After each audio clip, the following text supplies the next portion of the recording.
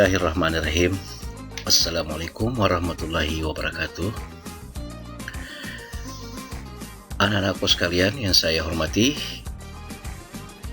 baiklah kita masuk pada materi selanjutnya di dalam mata kuliah kita tentang metode penelitian linguistik Arab. Pada kesempatan yang berbahagia ini, materi kita selanjutnya ialah mengenai jenis-jenis penelitian. Di dalam materi ini, kita akan mencoba menjelaskan lebih jauh tentang berbagai hal yang berkaitan dengan klasifikasi penelitian itu. Ada penelitian yang dalam bentuk penelitian murni, ada juga yang disebut dengan penelitian terapan, demikian pula beberapa aspek yang dapat kita ketahui di dalam kategori ini. Baiklah, anak-anakku sekalian, mari kita menyimak baik-baik tentang materi kuliah kita hari ini yang berkaitan dengan jenis-jenis penelitian itu. Saudara sekalian, saya ingin menjelaskan lebih awal dulu bahwa di dalam penelitian itu terbagi atas beberapa jenis penelitian.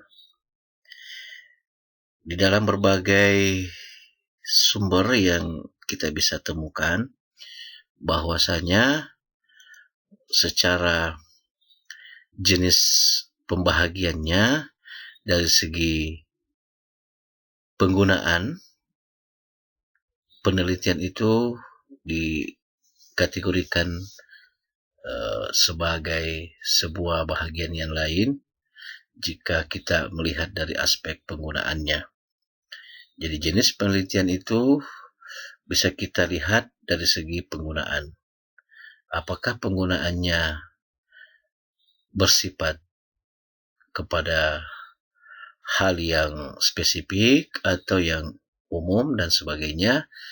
Ini bisa kita dikategorikan sebagai bentuk kegiatan penelitian yang berbeda antara satu dengan yang lain. Yang kedua, dari segi metodenya, jadi apabila kita lihat hasil penelitian atau penelitian yang akan kita lakukan berdasarkan unsur metodenya, maka itu pun juga bisa kita klasifikasikan bahwa penelitian itu disebut sebagai penelitian yang berlainan jenis dan menurut sifat permasalahannya.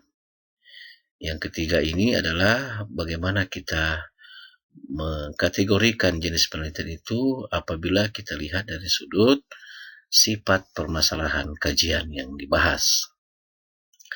Nah, kemudian dari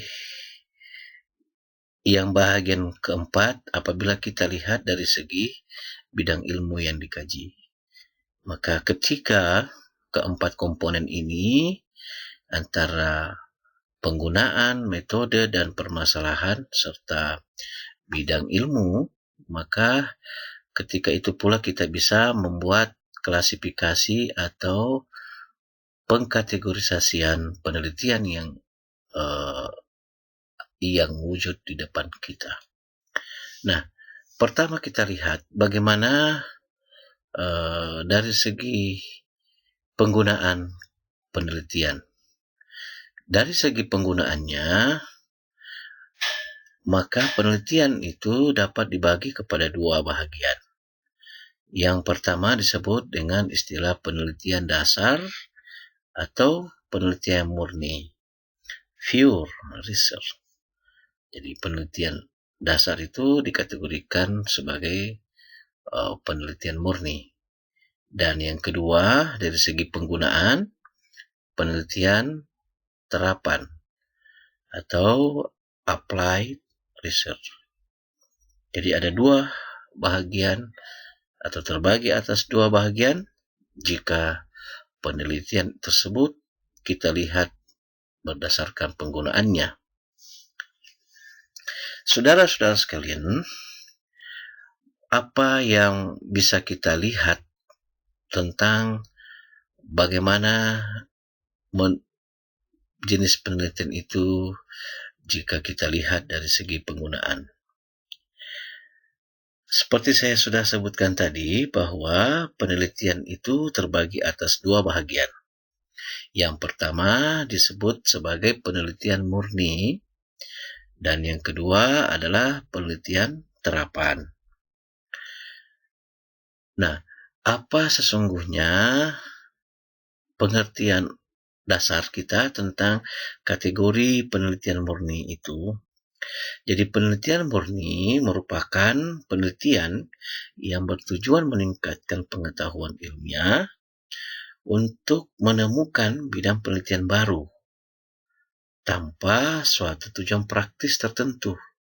Jadi betul-betul murni penelitian, bukan untuk diaplikasi.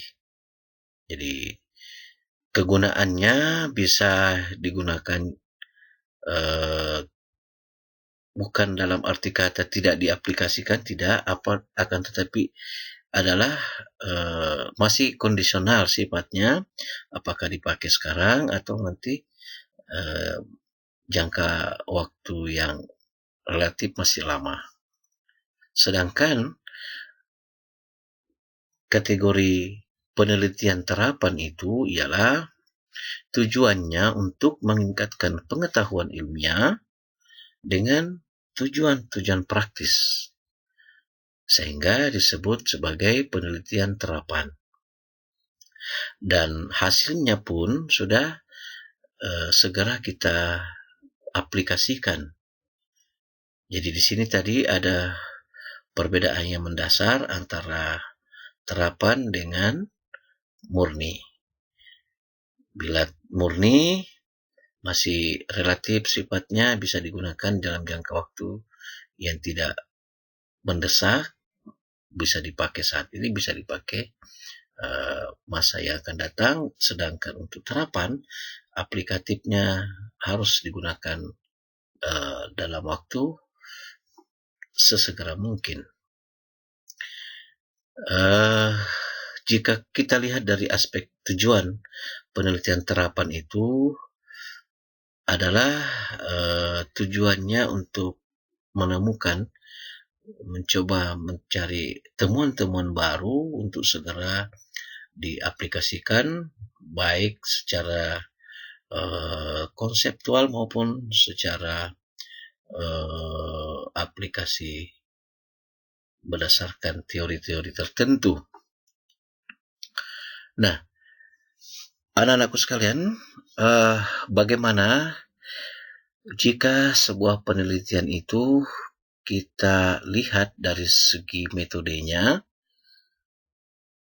sehingga dapat dikatakan bahwa sebuah penelitian itu berbeda antara satu dengan lainnya.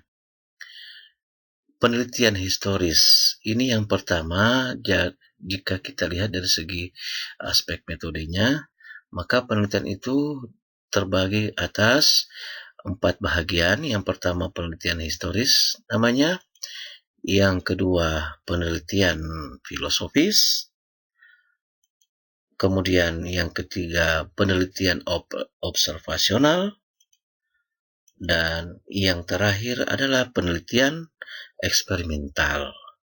Nah, keempat bahagian ini, 4 klasifikasi ini, semua berbeda-beda antara satu yang lain dengan melihat dasarnya menggunakan metode apa, sehingga dari sudut metodenya saja sudah bisa kita klasifikasikan sebuah penelitian yang ada.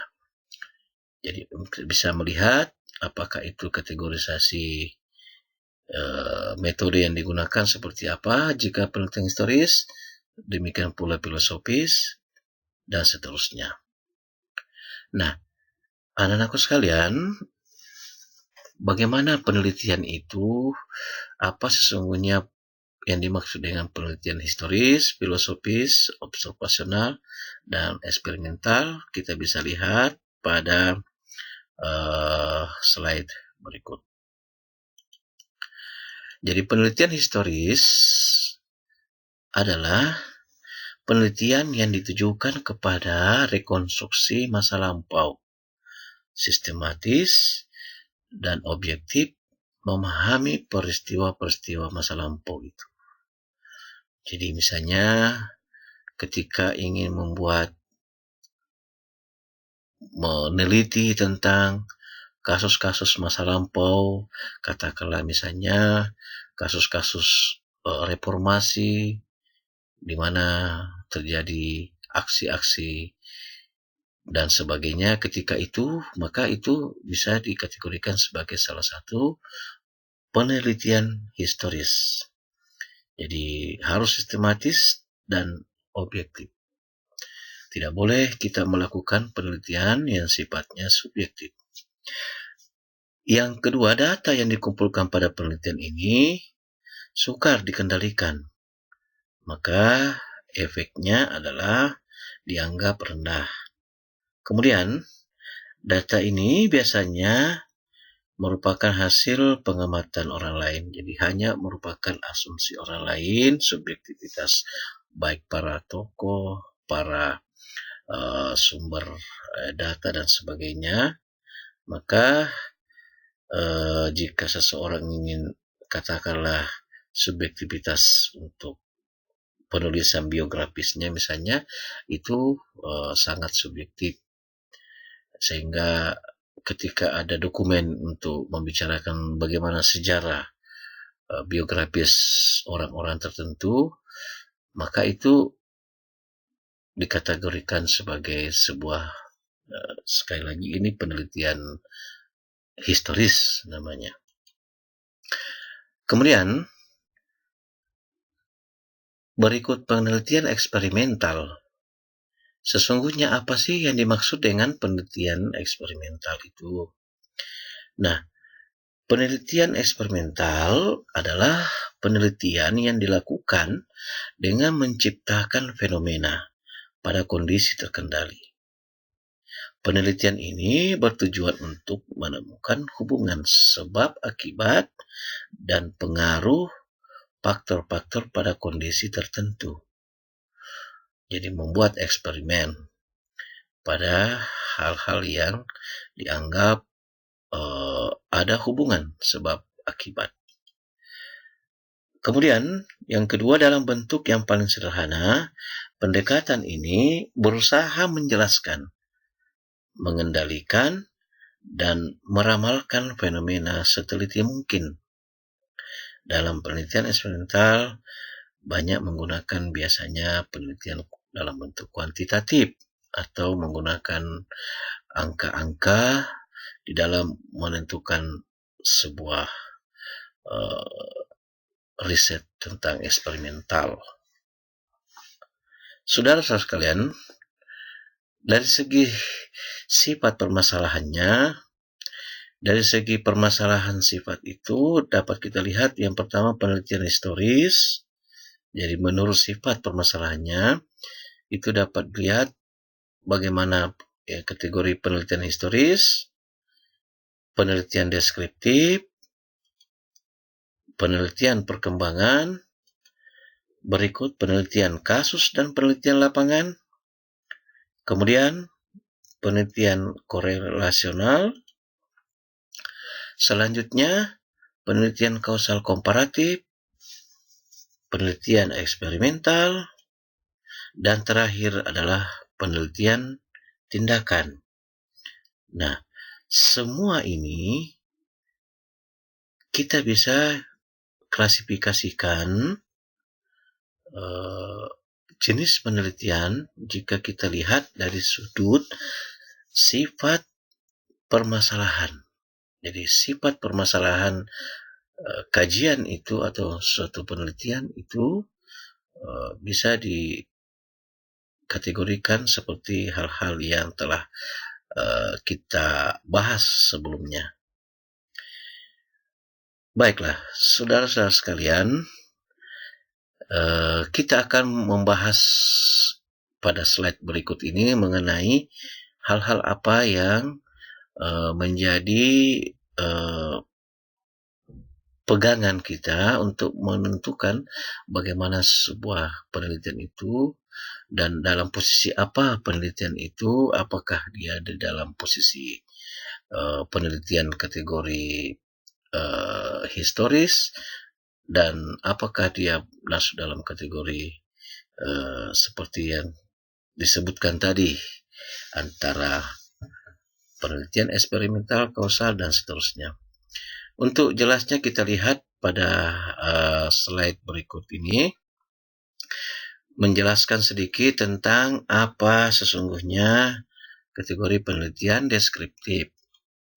Jadi penelitian deskriptif itu adalah deskripsi, berusaha memberikan dengan sistematis dan cermat fakta-fakta aktual yang sifat populasi tertentu.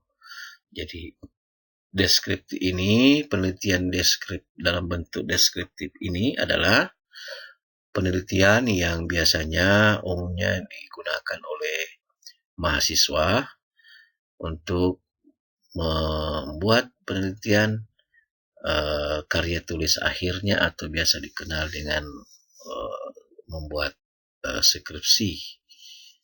Nah, kemudian ini contoh bagaimana mahasiswa menyusun skripsi tesis dalam rangka memperoleh gelar sarjananya. Jadi umumnya ini adalah penelitian yang dilakukan oleh para mahasiswa kita untuk sebagai tugas akhirnya. Berikut adalah penelitian perkembangan. Penelitian perkembangan ini adalah penelitian yang menyelidiki pola dan proses pertumbuhan atau perubahan sebagai fungsi dari waktu. Jadi penelitian ini berorientasi kepada masa waktu yang ditentukan. Kekhususannya memusatkan perhatian pada ubahan-ubahan dan perkembangannya selama jangka waktu tertentu. Meneliti pola-pola pertumbuhan, laju, arah, dan urutan perkembangan dalam beberapa fase. Umumnya penelitian ini menggunakan waktu yang lama, panjang sekali, dan bisa dilakukan oleh ahli dengan fasilitas yang memadai. Jadi ini biasanya penelitian ini sifatnya penelitian yang memerlukan biaya yang cukup besar. Baiklah, selanjutnya anak-anakku sekalian, bagaimana kita lihat kembali mengenai penelitian kasus dan penelitian lapangan. Jadi apa yang dimaksud dengan penelitian kasus adalah penelitian yang memusatkan perhatian pada suatu kasus secara intensif dan terperinci mengenai latar belakang keadaan sekarang yang dipermasalahkan. Itu yang disebut dengan penelitian kasus. Nah, kekhususannya adalah subjek yang diteliti terdiri atas satu kesatuan atau unit yang secara mendalam, sehingga hasilnya merupakan gambaran lengkap atau kasus pada unit itu. Jadi bisa terbatas kepada satu orang saja atau satu keluarga, apa dan sebagainya. Misalnya ketika ingin meneliti misalnya kasus-kasus tertentu, apalagi sekarang ini misalnya kasus-kasus yang lagi marak, desas-desusnya, katakanlah informasi yang kita dengar ada kasus-kasus yang para mahasiswa sebahagian diantaranya melakukan nikah mut'ah misalnya, apakah itu termasuk dalam kategori satu fakta yang betul? Itu belum tentu kita pastikan. Jadi tidak bisa kita membuat asumsi sebelum kita membuat riset. Sebab sekali lagi penelitian itu bertujuan untuk betul-betul mencari kebenaran. Kebenaran tentunya kebenaran yang objektif, bukan subjektif. Jadi tidak bisa kita hanya membuat andaian-andaian atau asumsi-asumsi. Jadi ini salah satu contoh kasus. Jadi seperti itu yang dimaksud dengan penelitian kasus. Nah, sedangkan penelitian lapangan ialah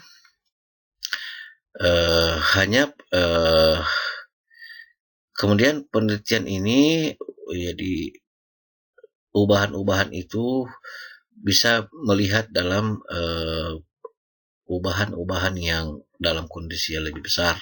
Jadi bisa terbatas, bisa juga dalam kondisi besar. Nah, selanjutnya penelitian korelasionalnya.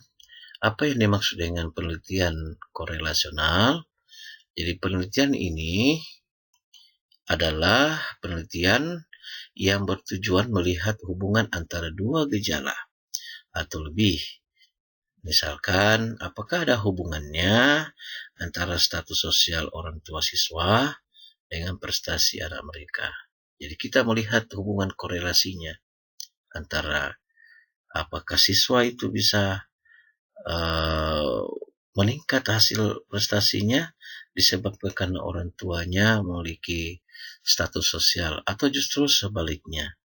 Jadi itulah yang ingin ditemukan di dalam kategori penelitian korelasional.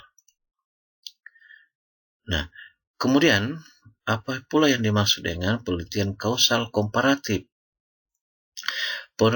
Penelitian kausal komparatif adalah penelitian untuk menyelidiki kemungkinan hubungan sebab akibat antara faktor tertentu yang mungkin menjadi penyebab gejala yang diselidiki. Jadi ada hubungan sebab akibat antara satu gejala dengan gejala yang lain. Misalnya, sikap santai siswa dalam kegiatan belajar yang mungkin disebabkan karena sedikit putus asa terhadap melihat kenyataan-kenyataan di lapangan bahwa terjadi banyak pengangguran. Apakah itu ada hubungannya? Maka itulah ketika ada hubungan, maka itu disebut jenis penelitiannya dari segi ini disebut kausal komparatif. Kemudian pengumpulan data mengenai gejala yang dugaan punya hubungan sebab akibat itu dilaksanakan setelah peristiwa dan diperlukan itu telah terjadi. Jadi bersifat ex post facto. Suatu gejala diamati, diusut kembali dari satu faktor atau beberapa faktor pada masa lampau. Jadi ada semacam flashback ke belakang untuk melihat apakah ada hubungan antara kejadian masa lalu terhadap kejadian masa kini atau fakta yang ada saat ini. Selanjutnya penelitian eksperimental. Penelitian eksperimental ini adalah merupakan penelitian uji coba. Apakah itu kita mengadakan penelitian terhadap satu kelompok eksperimen dengan menggunakan perlakuan-perlakuan tertentu dan kondisi-kondisi yang dapat kita kontrol.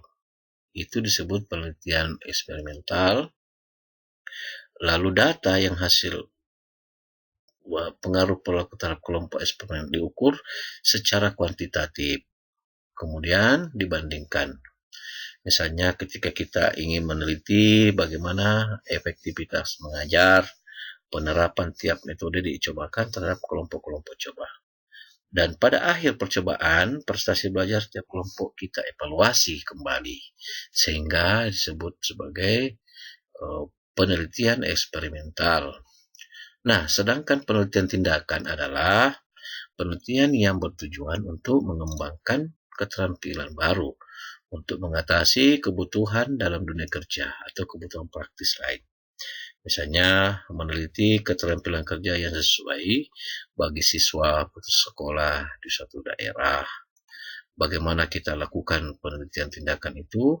Tentu dengan cara pengamatan yang aktual berdasarkan data, dan kita menyiapkan program kerja untuk pemecahan masalah.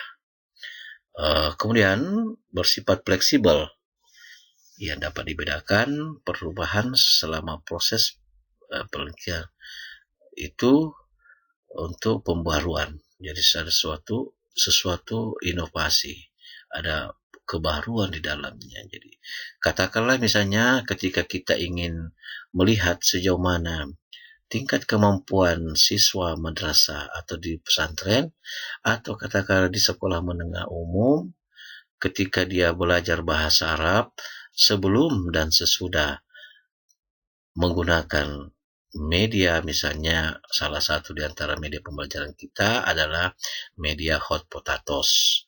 Jadi ketika kita melakukan penelitian tindakan ini, kita akan uji cobakan bagaimana hasil penelitian antara ketika sebelum dilakukan dieksperimenkan tentang pembelajaran secara menggunakan hot potatoes dan bagaimana pasca penggunaan hot potatoes itu, apakah ada perubahan signifikan antara sebelum dan sesudahnya. Dan kalau itu kita lakukan, maka itu disebut dengan salah satu penelitian tindakan namanya. Nah, penelitian dari segi ragam penelitian korelasional ini adalah penelitian berikut ditinjau dari bidangnya adalah penelitian pendidikan, lebih keteknikan, ruang angkasa, pertanian, perbankan, kedokteran, dan sebagainya. Ini termasuk dalam korelasional. Sedangkan yang berikutnya rekayasa itu adalah penelitian yang merupakan penerapan ilmu pengetahuan ya menjadi suatu rancangan untuk mendapatkan kinerja yang sesuai dengan persyaratan yang ditentukan. Nah, kemudian rancangan tersebut merupakan sintesis unsur-unsur rancangan yang dipadukan dengan metode ilmiah menjadi suatu model yang memenuhi spesifikasi tertentu. Jadi bahwa rancangan ini penelitian ini diarahkan untuk membuktikan bahwa rancangan tersebut memenuhi spesifikasi yang ditentukan. Materi kuliah kita mengenai jenis-jenis penelitian yang telah kita saksikan bersama tadi. Demikian, lebih kurangnya mohon dimaafkan. Sekian, terima kasih. Wassalamualaikum warahmatullahi wabarakatuh.